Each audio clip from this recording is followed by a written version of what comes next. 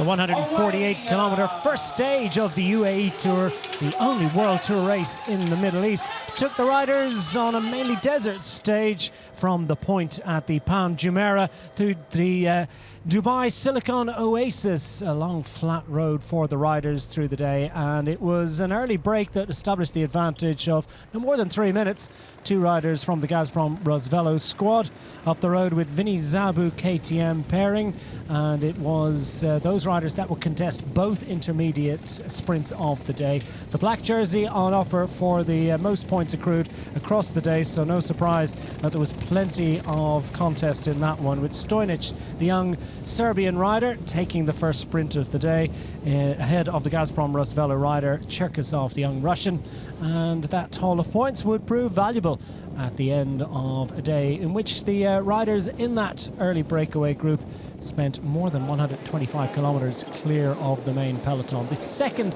intermediate sprint coming less than 40 kilometres from the line, and a bit of an ambush from Tortomasi, the young rider from Vinny Zabu KTM, and he would be ultimately followed across the line at the second intermediate sprint of the day by his teammate Stojnic, whose maximum haul of points ultimately would propel him into the first black jersey in the intermediate sprints classification.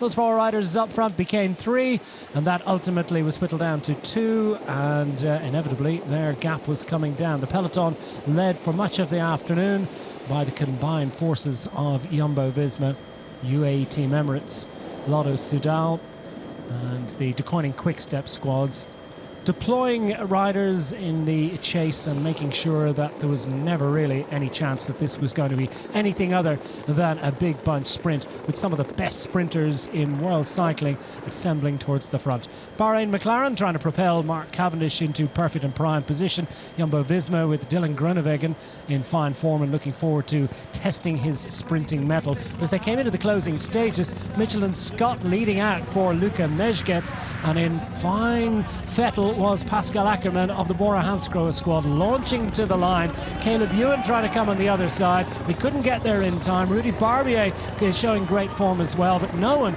was going to deny Pacal Ackermann, who took stage one of the UAE Tour, and with it, the overall race lead. Ackermann gets the victory ahead of Caleb Ewan, Rudy Barbier, Dylan Groenewegen, Mezgec, Dainese, Marechko and the rest. And Ackermann would don the leader's red jersey. First of the week, all beaming a smile, a familiar sight. And first bragging rights in a peloton absolutely dripping with top quality sprinters. Ladies and gentlemen,